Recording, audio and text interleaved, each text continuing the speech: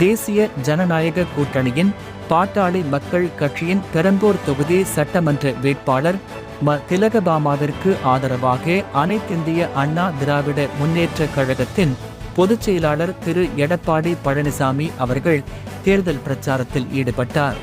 அனைத்து இந்திய அண்ணா திராவிட முன்னேற்ற கழகத்திலே பல்வேறு பொறுப்புகளை வைக்கின்ற நிர்வாகிகளே, நாம் கூட்டணி கட்சியில் இருக்கின்ற தலைவர்களே, நிர்வாகிகளே, தொண்டர்களே, பெரியவர்களே, தாய்மார்களே, வாக்கா பெருமக்களே, மாநில சேர்ந்த சகோதரர்களே, இளைஞர் வட்டாளங்களே, பத்திரிகையாளர் உடம்புல அத்தனை பேருக்கும் நன்றி, வணக்கம். நம்முடைய அனைத்து இந்திய அண்ணா திராவிட முன்னேற்ற கழக தலைமையில் அமைக்கப்பட்ட தேசிய ஜனநாயக கூட்டணியில் அங்கம் வைக்கின்ற பாட்டாளி மக்கள் கட்சி, அந்த பாட்டாளி மக்கள் கட்சியில் நம்முடைய அன்புமணி ராமதாஸ் அவருடைய ஆட்சி பெற்ற வெற்றி வேட்பாளர் ஆரம்பித்த திருமதி எம் திலகபாமா அவர்களுக்கு மாம்பழ சின்னத்தில் வாக்களிங்கள். என்ன சின்னம்? சத்தமா சொல்லுங்க. மாம்பழ சின்னத்தில் வாக்களித்து பெருவாரியான வாக்கு வித்தியாசத்தில் வெற்றி பெற செய்யணும். இந்த தொகுதியில் யார் நிற்கிறான்னு தெரியும். தனக்கென்று செல்வாக்கு சொல்லிக் கொண்டிருக்கிறவரை வீழ்த்துகின்ற பெண்மணி திலகபாமா. வீழ்த்துவீங்களா? எதிரி வீழ்த்துவீங்களா? அது மட்டுமல்ல, இன்றைக்கு திராவிட முன்னேற்ற கழக ஆட்சியில் விலைவாசி உயர்ந்தாச்சு. இன்றைக்கு அரிசி விலை உயர்ந்து போச்சு, பருப்பு விலை உயர்ந்து போச்சு, எண்ணெய் விலை உயர்ந்து போச்சு. இந்த பகுதியில் இருக்கின்ற பெரம்பூர் சட்டமன்ற தொகுதியில் இருக்கின்ற மக்கள் பெரும்பாலும் சாதாரண குடும்பத்தில் பிறந்த மக்கள், தொழிலாளி நிறைந்த பகுதி. இந்த தொழிலாளிகள் இந்த விண்ணை முட்டுகின்ற அளவுக்கு உணவுப் பொருள் விலை உயர்வு தமிழ்நாட்டுக்கு கொண்டு வந்து கூட்டுறவுத்துறை மூலமாக விற்பனை செஞ்சு அந்த விலையேற்றத்தை தடுத்து நிறுத்துகின்ற அரசு அண்ணா திமுக அரசாங்கம்.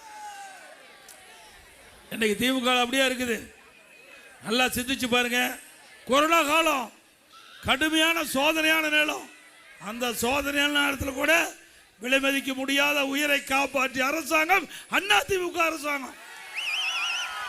₹1 அரசாங்கத்துக்கு வருமானம் இல்ல, ரோட் டாக்ஸ் கிடையாது, பத்திரப்பதிவு கிடையாது, டாஸ்மாக் வருமானம் இல்ல, பெட்ரோல் பேங்க் பெட்ரோல் டீசல் வருமானம் கிடையாது, எக்ஸைஸ் வரியானம் இல்ல, ₹1 வரி வருமானம் இல்லாம ஒரு ஆண்டு சிறப்பான ஆட்சி கொடுத்த ஒரே அரசாங்கம் அண்ணா திமுக அரசாங்கம். அந்த காலகட்டத்தில் ஒரு வருஷம் ரேஷன் கடையில் விலையில் அரிசி கொடுத்த, விலையில் பருப்பு கொடுத்த, விலையில் எண்ணெய் கொடுத்த, குடும்பத்துக்கு 1000 கொடுத்தா. 2வது நம்முடைய மெட்ராஸ் மக்கள், சென்னையில் இருக்கிற மக்களுக்கு மீண்டும் 1000 கொடுத்தோம். கொரோனா காலத்தில் வருமானம் இல்லாமல் அதை பார்க்க வேணும். தைப்பொங்கல் எல்லா குடும்பத்துக்கும் 2500 கொடுத்தோம். நம்முடைய மாணவர் பள்ளியில் படிக்கின்ற மாணவர்களுக்கு ஆல் பாஸ் போட்டு கொடுத்தோம். கல்லூரியில் படிக்கின்ற மாணவருக்கு ஆன்லைன் வகுப்பு, ஆன்லைன் தேர்வு, சிறப்பாக படித்தாங்க, சிறப்பாக தேர்வு எழுதினாங்க, பட்டம் பெற்றாங்க. இது அண்ணா திமுக ஆட்சியுடைய வரலாறு. திமுக ஆட்சியில் விலைவாசி உயர்வை கட்டுப்படுத்தினாங்களா? புதிய பெரிய திட்டத்தை கொண்டு வந்தாங்களா? அத்தனை ஊழல், எல்லாமே ஊழல். ஊழல் நிறைந்த அரசாங்கம் தேவையா? குடும்ப ஆட்சிக்கு முடிவு கட்டுகின்ற தேர்தல் கட்டுவீங்களா? வாரிசு அரசியலுக்கு முடிவு கட்டுகின்ற தேர்தல் செய்வீங்களா? அன்னைக்கு கருணாநிதி குடும்பம்னா திரு ஸ்டாலின், உதயநிதி ஸ்டாலின் தான் வர வேண்டும். என்ன எக்ரிமெண்டா போட்டு வச்சிருக்குது? ஏன்னா அரச குடும்பமா? அப்படிதான் இளவரசர் வந்து பதவி ஏற்றுக்குவாங்க. அப்படி ஒரு தோற்றத்தை உருவாக்கிட்டு இருக்காங்க. இந்த கொள்ளை அடிக்கின்ற கும்பல் இருந்து மீட்டெடுக்கின்ற தேர்தல் இந்த தேர்தலில் திமுகவுக்கு இறுதி தேர்தலாக இருக்கும். இன்னைக்கு அண்ணா திமுக ஆட்சியில் பல திட்டங்களை அறிவிச்சிருக்கிறோம். ஏன்னா டைம் ஆகி போச்சு, இன்னும் 5 நிமிஷம் தான் இருக்குது. இன்றைக்கு விலைவாசி விண்ணை மட்டும் வச்சு கரண்ட் பில்லு 67% வைத்தியாச்சு.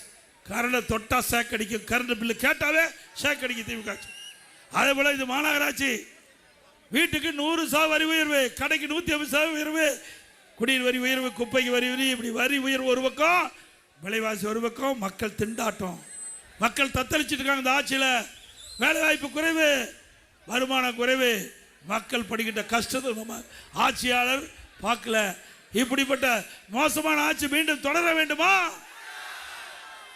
இன்றைக்கு அண்ணா திமுக ஆட்சி மறந்த உடனே எல்லா குடும்ப அட்டைக்கும் நம்முடைய குடும்ப அட்டைதாரருக்கு வங்கியில் 10,000 ரூபாய் சிறப்பு உதவித்தொகை வழங்கப்படும். இன்றைக்கு குடும்ப அட்டையில் குடும்ப தலைவிக்கு மாதந்தோறும் 2000 ரூபாய் வங்கி கணக்கிலே செலுத்தப்படும். அதே போல குடும்ப அட்டைக்கு வைத்திருக்கின்றவர்களுக்கு எல்லா குடும்ப அட்டைதாருக்கும் ஃப்ரிட்ஜ் விலை இல்லாமல் வழங்கப்படும்.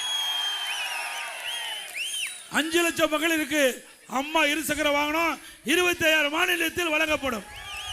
ஒவ்வொரு ஆண்டும் பொங்கல் பண்டிகை வரும்போது பொங்கல் தொகை கொடுப்போம், அதோட 1000 ரூபாய் வழங்கப்படும். பெண்களுக்கு தீபாவளி என்று அருமையான பட்டுப்புடவை வழங்கப்படும். ஆண்டுக்கு 3 கேஸ் சிலிண்டர் விலை இல்லாமல் வழங்கப்படும். நகர பேருந்தில் மகளிர் தான் கட்டணம்லாம் பயணம் செய்கிறாங்க. அதிமுக ஆட்சி வளர்ந்தோன்னே ஆண்களும் கட்டணம் இல்லாமல் பேருந்து நகரத்தில் செய்யலாம். அம்மா உணவகம் ஏழைகளுக்காக கொண்டு வரப்பட்ட திட்டம். அதிமுக கட்சி ஏழைகளுக்காக தொடங்கப்பட்ட கட்சி. அப்படி அம்மா சிந்தித்து பார்த்து ஏழைகளுக்கு அற்புதமான திட்டம் அம்மா உணவகத்தை கொண்டாந்தாங்க. வேண்டுமென்ற திட்டப்பட்டு அரசியல் காழ்ப்புணர்ச்சியின் காரணமாக ஏழைகள் வயிற்றில் அடித்த திமுகவுக்கு தகுந்த பாடத்தை புகுத்துவீங்களா? அதிமுக ஆட்சி வந்தவுடனே அருமையான தரமான பொருள் நம்முடைய அம்மா உணவகத்தை கொடுக்கப்படும். ருசியான உணவு கொடுக்கப்படும். ருசியான தரமான அம்மா உணவகத்தில் குறைந்த விலையில் கொடுக்கப்படும். போதுமா? மூடப்பட்ட அம்மா உணவு அத்தனை திறக்கப்படும்.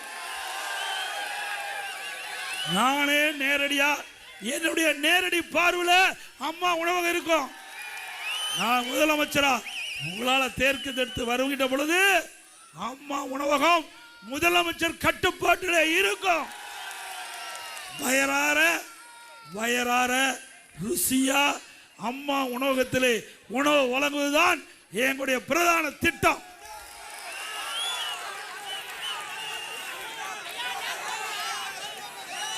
மக்களை காப்போம், தமிழகத்தை மீட்போம். வருகின்ற சட்டமன்ற பொதுத் தேர்தலில் பெரம்பலூர் சட்டமன்ற தொகுதியில் போட்டியிடுகின்ற மரியாதைக்குரிய திலகபாமா அவர்களுக்கு மாம்பழ சின்னத்திலே வாக்களித்து வெற்றி பெற்று நம்முடைய சின்னம் மாம்பழம். நம்முடைய சின்னம் இந்த தேர்தலில் மாம்பழ சின்னத்திலே அதிக வாக்கு வித்தியாசத்திலே திலகபாமா அவர்களை வெற்றி பெற்று இந்த தொகுதிக்கு சேவை செய்ய ஒரு வாய்ப்பை தாருங்கள் என்று இருவரும் வேண்டி கேட்டுக்கிறேன்.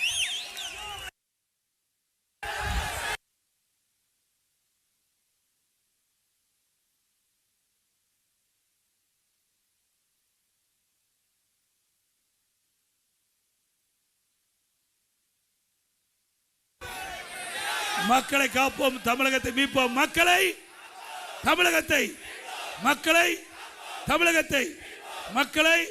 தமிழகத்தை ஸ்டாலின் மாடல் அரசு, ஃபெயிலியர் மாடல் அரசு. பை ஸ்டாலின். நன்றி, வணக்கம்.